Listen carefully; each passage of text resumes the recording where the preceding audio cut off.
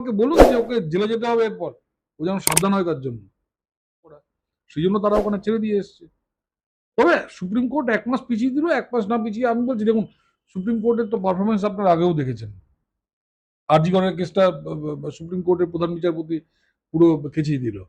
ফলে সুপ্রিম কোর্টের উপর আমি আগেও বলেছি আমার কোনো ভরসা নেই, আজকেও বলেছি, এবং তাতে যদি সুপ্রিম কোর্ট আবার জেলে পাঠাবে, কারণ মমতা ব্যানার্জিকে সরিয়ে ভোট করাতে হবে। 356 দরকার, 356 ছাড়া ব্যানার্জি বাড়ির লোক ভোট দেবে না ওদের।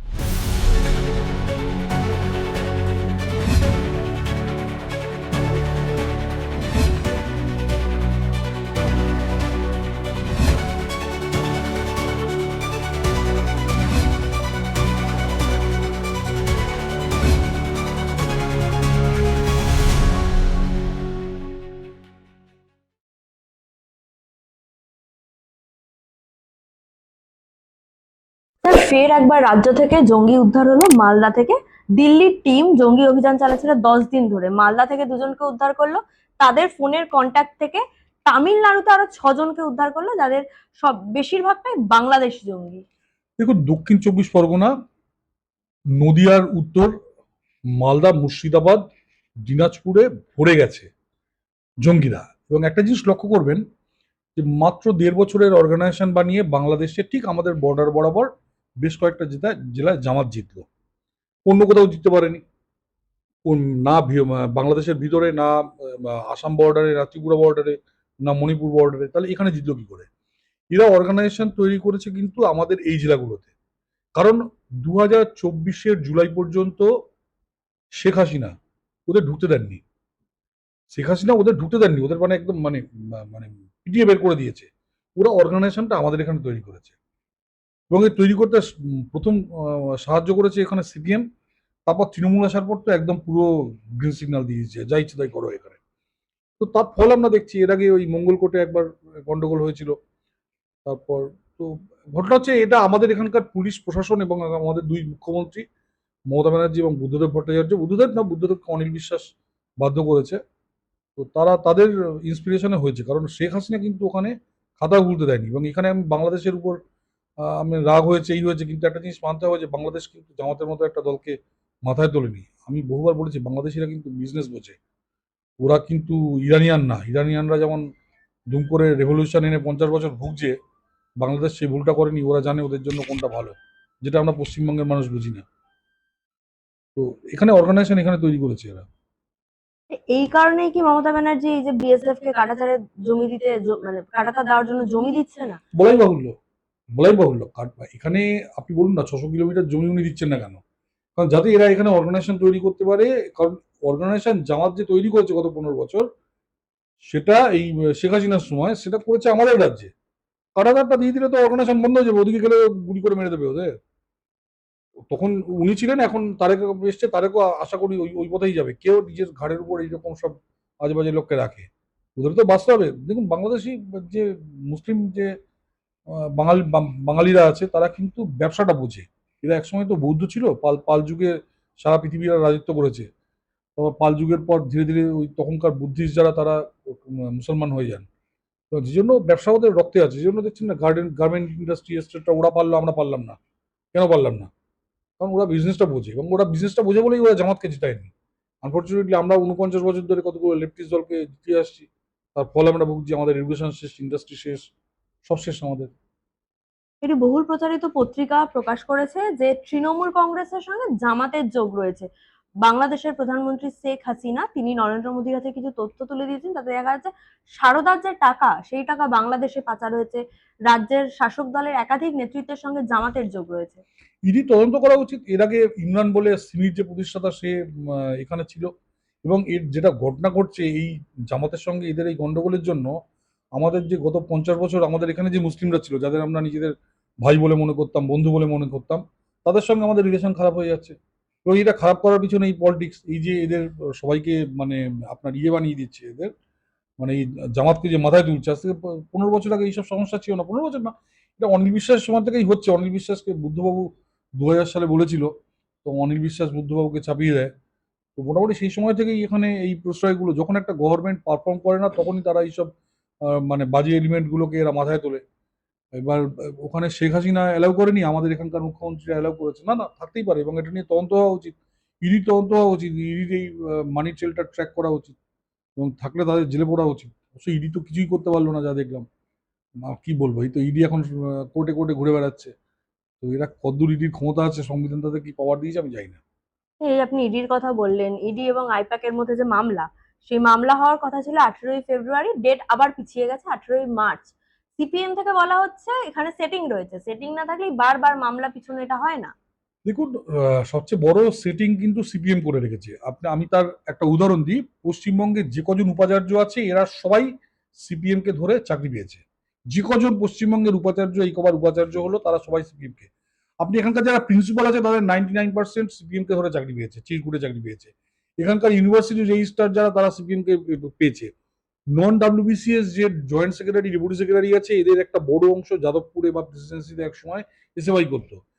এগুলো মমতা ব্যানার্জি সিপিএম কে দিচ্ছে। তার বদলে কি নিচ্ছে মমতা ব্যানার্জি? মমতা ব্যানার্জি প্রতিকূলের মতো দু পয়সার লিডার কোথাকার এখানকার, আমি 7 দিন আগে নাম শুনিনি। 7 দিন আগে শুনলাম ওনাকে অভিষেকের এগেনস্টে দাঁড়িয়ে জামানত খুইয়েছিল। পাশের বাড়ির লোক তাকে ভোট দেবে না, এবার সেই লোকটাকে পাবলিসিটি দিয়ে দিয়ে দিয়ে দিয়ে যাতে মুসলিম ভোটটা পাওয়া যায়, যাতে মুসলিম ভোটটা পাওয়া যায়, সেই মুসলিম ভোটটা পাওয়ার জন্য এই কাজটা করছে। কারণ বুঝতে পেরেছে মালদা মুর্শিদাবাদের যে মুসলিম আছে তারা তৃণমূলের ধোঁকা আর খাবে না, তারা কংগ্রেসের দিকে চলে যাচ্ছে। তাহলে এখানকার যে মুসলিমরা আছে আপনার এই উত্তর দক্ষিণ 24 পরগনা এবং কলকাতা, তাদের মাথায় টুপি পরানোর জন্য সিপিএম একে ধার দিল। এবং সিপিএম একে ধার দেওয়ার বদলে এরা সিপিএম এর যে হিন্দু গুন্ডারা যারা ইয়েতে ছিল আপনার, জেলে ছিল, তাদের মোটামুটি একে একে ছেড়ে দিচ্ছে। যেমন সেদিন দেখলাম নটোরিয়াস ক্রিমিনাল দুলাল ব্যানার্জি, দেখলাম অমিতাভ বচ্চনের মতো ফ্রেঞ্চ কার্ড দাঁড়িয়ে নিয়ে দমদমে কালী পুজোয় বসে আছে মার্কসিও স্টলের পাশে। নোটোরিয়াস ক্রিমিনাল, এবার তাকে মমতা ব্যানার্জি ছেড়ে দিয়েছে। প্যারোলে নাকি মুক্তি দিয়েছে শুনলাম, নাকি জামিনে দিয়েছে ভগবান জানে। দিয়েছে যে তুই ওখানে গিয়ে অর্গানাইজেশন তৈরি কর, পুরনো পুরনো সব আরো যারা হারমাত টারমাত আছে, যাতে মানে হিন্দু ভোটটাকে ভাগ করা যায়।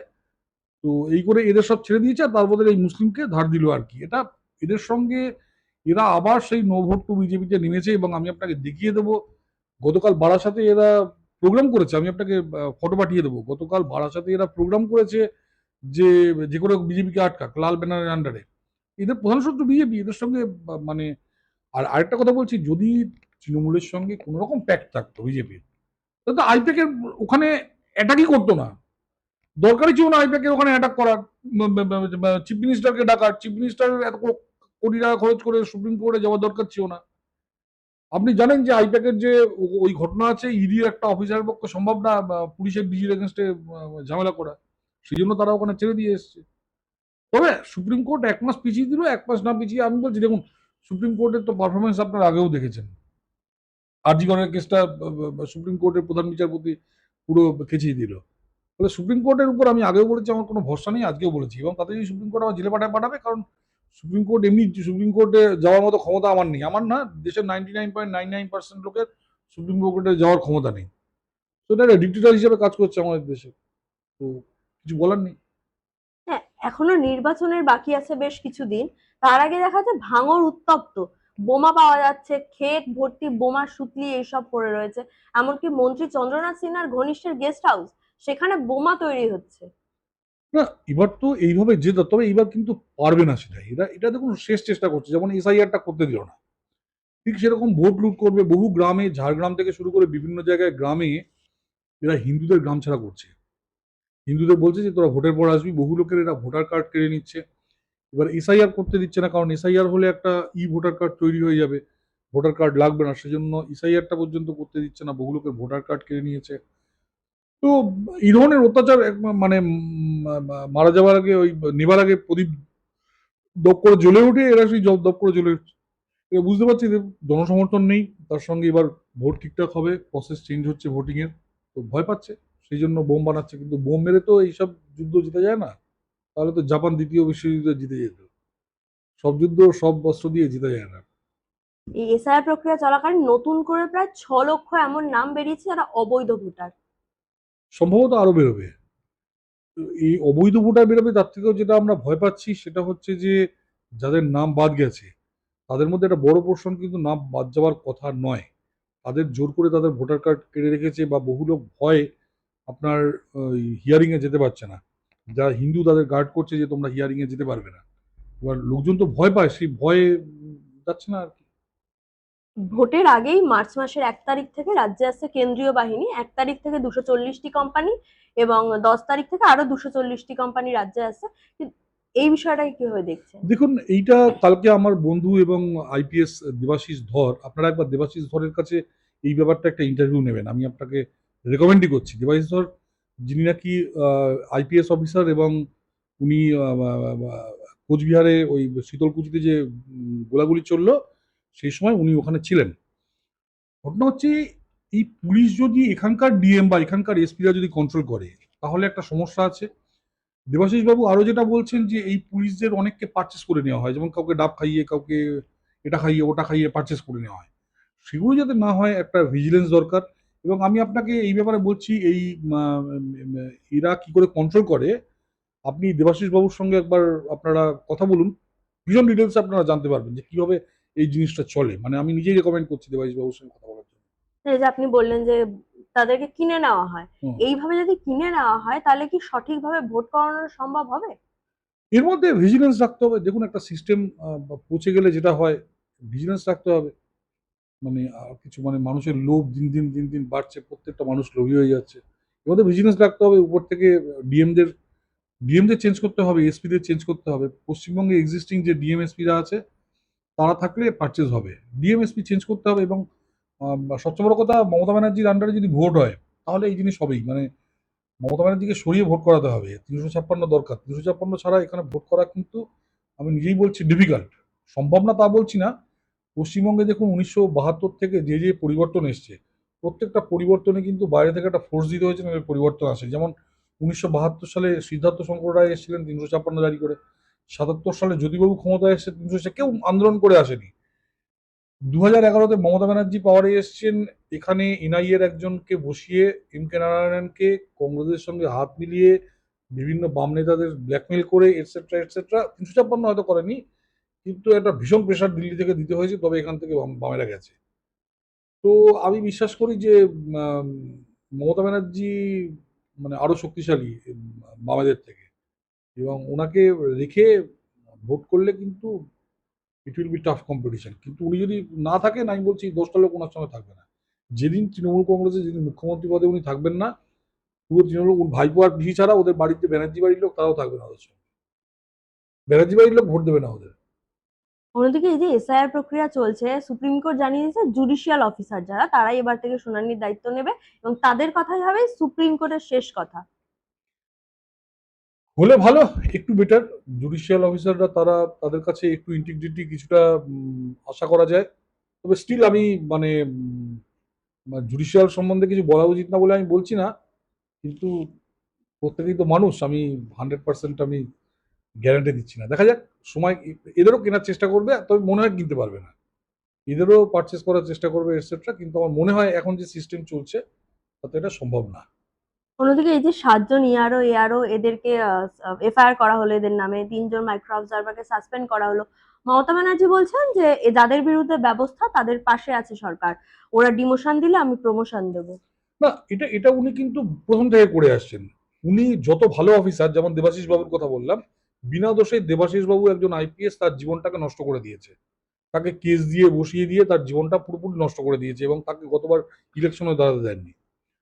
অন দি কন্ট্রারি, উনি যেটা করছেন, যত মানে অসভ্য, যত বাজে অফিসার, যারা নাকি আইন ভাঙে, যারা অসৎ, তাদের উনি বরাবর প্রমোশন দিয়েছেন। দিয়ে উনি অ্যাডমিনিস্ট্রেশনকে একটা সিগন্যাল দিচ্ছেন যে তোমরা যে কোনো অন্যায় করতে পারো, যে কোনো অন্যায় করলে আমরা তোমার পাশে দাঁড়াবো। যেমন তার মধ্যে আলাপন বন্দ্যোপাধ্যায় প্রথম, দ্বিতীয় হচ্ছে আপনার রাজীব সিনহা, রাজীব সিনহা, রাজীব কুমার।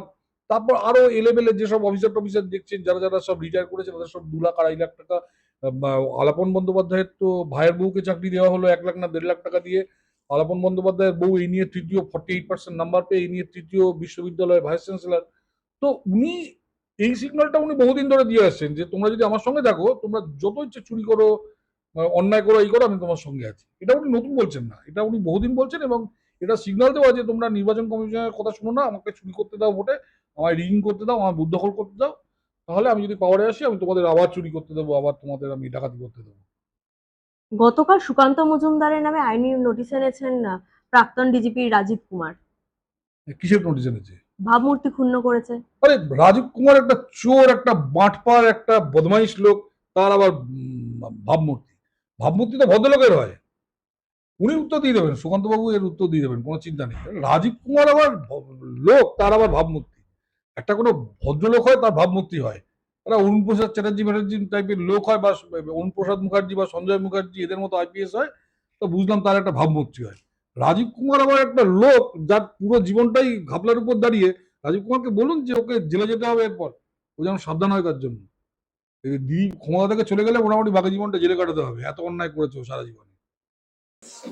রচিতা, আজকে সুপ্রিম কোর্টের যে অবজারভেশন, যে রায় আমরা দেখলাম, যে সেখানে কার্যত যে মামলাতে মুখ্যমন্ত্রী মমতা বন্দ্যোপাধ্যায় তিনি আবেদনকারী হিসেবে একবার সওয়াল করতে চলে গিয়েছিলেন, সেখানে এই রাজ্য এবং নির্বাচন কমিশনের রোজের দ্বন্দ্বে বীতশ্রদ্ধ হয়ে সুপ্রিম কোর্ট জানিয়ে দিল পুরো বিষয়টাকে বিচার ব্যবস্থার হাতে নিয়ে চলে এলেন, জুডিশিয়াল অফিসার নিয়োগ করতে হাইকোর্টের প্রধান বিচারপতিকে নির্দেশ দিলেন সুপ্রিম কোর্টের পক্ষ থেকে। যেটা আমরা বলেছিলাম, বারবার আমরা যে কথা বলেছিলাম সেটাই প্রমাণিত হলো। রাজ্য সরকারি কর্মচারীদের মধ্যে যারা কিনা মনে মনে তৃণমূলের জার্সি পরে বসে পার্টিজান কর্মী হিসেবে বিভিন্ন সময় এসআইআর এর প্রক্রিয়াকে নষ্ট করেছেন, বিভিন্ন সময় যারা বিএলও হয়েছেন তাদেরকে গালাগালি শুনতে হয়েছে, ফোনে প্রাণনাশের হুমকি অব্দি গেছে, এমনকি পরিবারের ছোট ছেলে মেয়েদের প্রাণনাশের হুমকিও বাদ যায়নি। তাদের বিরুদ্ধে আমরা যে কথা বলেছিলাম যে কেন্দ্রীয় নির্বাচন কমিশনকে আরো শক্ত হতে হবে, কোনো রকম কোনো সুপারিশ নয়, সরাসরি তাদের ওপরে যে সাংবিধানিক দায়িত্ব আছে এবং সাংবিধানিক যে ক্ষমতা আছে তাকে প্রয়োগ করতে হবে। গত কয়েকদিন ধরে সেটা প্রয়োগ করা চলছে, আমরা আশা রাখি আরো ভবিষ্যতে হবে, কেননা মুর্শিদাবাদ, নদিয়া ইত্যাদি জায়গায় বহু এই আরো নাকি শুনছি প্যান কার্ড দিয়ে তারপরে যেসব জিনিসপত্র মানে ডকুমেন্টকে দেখা উচিত নয়, মান্যতা দেওয়া উচিত, অন্তত নির্বাচন কমিশন দেননি, সেই সব দেখে নাকি গো দিয়ে দিয়েছেন যে না ওগুলো যাবে বা নাম নথিভুক্ত হবে। এই ধরনের যারা বেআইনি কাজ করেছেন তাদের বিরুদ্ধেও একই রকম শাস্তির খাড়া নামবে। কিন্তু এই মুহূর্তে যে জিনিস হলো তার মানে হচ্ছে যে কেন্দ্রীয় নির্বাচন কমিশনের অধীনে যেসব রাজ্য সরকারি কর্মচারীরা যারা কাজ করছেন তারা নিরাপত্তার অভাবেই হোক কিংবা পার্টিজান কর্মীর মানসিকতাতেই হোক, তারা তাদের কাজ ভালোভাবে করে উঠতে পারেননি। সেই জন্য জুডিশিয়াল ডিপার্টমেন্টে যারা, যতদূর আমি রায়টা পড়েছি তাতে এক্স যারা বা ডিস্ট্রিক্ট ম্যাজিস্ট্রেটের ডিস্ট্রিক্ট জাজের ক্যাপাসিটিতে যারা রয়েছেন, এডিজে ক্যাপাসিটিতে কমসে কম যারা রয়েছেন, তাদেরকে এই বিষয়ে দায়িত্ব দেওয়ার জন্য একটি রোল তৈরি করার কথা বলা হয়েছে, যারা কিনা এই বিষয়ে বিভিন্ন জেলায় দায়িত্ব নিয়ে দেখবেন। আমরা সুপ্রিম কোর্টের কোনো রায়ের ওপরে কোনো মন্তব্য করব না। আমাদের দাবি একটাই স্পষ্ট, কাকে দিয়ে নির্বাচন কমিশন কাজ করাবেন সেটা তাদের ব্যাপার, কিন্তু একটি স্বচ্ছ নিরপেক্ষ ভোটার তালিকা আমাদের কাছে দরকার, এবং তার সঙ্গে কোনো মৃত ভোটার, কোনো বাংলাদেশি অনুপ্রবেশকারী মুসলমান, কোন রোহিঙ্গা মুসলমানের নাম এই রাজ্যের নির্বাচকদের যে তালিকা সেখানে রাখা যাবে না। আর অন্যদিকে হিন্দু মুসলমান নির্বিশেষে যারা স্বাধীনতার সময় থেকে বংশ পরম্পরায় এই রাজ্যে বসবাস করছেন তাদের কারুর নাম বাদ দেওয়া যাবে না। আর স্বাধীনতার সময় থেকে পূর্ববঙ্গ, পূর্ব মানে পাকিস্তান কিংবা বাংলাদেশ থেকে যত হিন্দু যারা ধর্মীয় নিপীড়নের কারণে উদ্বাস্তু হয়ে ওপার বাংলা থেকে এপার বাংলায় পালিয়ে আসতে বাধ্য হয়েছেন, বিভিন্ন কলোনিতে আছেন, ঝুপড়িতে আছেন, যারা সিএর অ্যাপ্লিকেশন করেছেন কিংবা যারা করেননি, তাদের সবাইকে এই রাজ্যের ভোটার তালিকায় স্থান দিতে হবে। বাকি কিভাবে করবেন, কেন করবেন, কখন করবেন সেসব নির্বাচন কমিশন স্থির করবেন। এই আরো একটা বিষয় বলা হয়েছে, সুপ্রিম কোর্টের সিদ্ধান্ত কার্যকর করার দায়িত্ব দেওয়া হয়েছে হাইকোর্টের প্রধান বিচারপতি। বলা হচ্ছে প্রয়োজন মনে করলে তিনি অবসরপ্রাপ্ত বিচারপতিদের নিয়ে একটি কমিটি গঠন করতে পারেন, যারা জেলা জজদের পরামর্শ দিতে পারবে। হ্যাঁ, আমি তো আবারও বলছি, সুপ্রিম কোর্টের কোনো অর্ডারের কোনো অংশ নিয়ে কোনো টিপ্পণী আমরা করব না, তাই নিয়ে কোনো মন্তব্য আমাদের নেই। আমাদের দাবি কেন্দ্রীয় নির্বাচন কমিশনের কাছে যা যা করার আপনারা করুন, কিভাবে করবেন, কাকে দিয়ে করবেন, কতক্ষণে করবেন আপনাদের বিষয়। কিন্তু একটা কথা পরিষ্কার, এসআইআর এর পদ্ধতিকে তৃণমূল কংগ্রেস এবং তাদের সরকার, তাদের প্রশাসন যেভাবে প্রথম থেকে বাধা দান করেছে, যেভাবে সেই ডেটা এন্ট্রি অপারেটরদের নিয়োগ করার সময় থেকে বিভিন্ন রকম ভাবে বিভ্রান্তি সৃষ্টি করেছেন, অত্যাচার করেছেন, এমনকি তৃণমূল কংগ্রেসের বিধায়করা বিভিন্ন বিডিও অফিসে গিয়ে আগুন দিয়েছেন, সরকারি সম্পত্তি নষ্ট করেছেন। আইন বলছে যদি কোনো লোক সরকারি সম্পত্তি নষ্ট করে, সেই আইন তৃণমূলের আমলেই পাস হয়েছে, তাহলে নাকি তার সম্পত্তি বেচে সেই সরকারি সম্পত্তির ক্ষতিপূরণ আসবে এবং তাকে জেলে যেতে হবে। আমি জানতে চাই, তৃণমূলের যে বিধায়ক চোপড়াতে বা অন্যান্য জায়গায় বিডিও অফিসে আগুন দিলেন, ভাঙচুর করলেন, কলার তুলে সিসি ক্যামেরার সামনে দাঁড়িয়ে ঘোষণা করলেন যে আমি এইগুলো করেছি, তাদের বিরুদ্ধে কি ব্যবস্থা নিয়েছে রাজ্য সরকার কিংবা কি ব্যবস্থা নিয়েছে নির্বাচন কমিশন, আমরা সেটা দেখতে চাই। দেবজিৎ দা, আজকে জানা যাচ্ছে যে জীবনতলা থানায় মুখ্য নির্বাচন কমিশন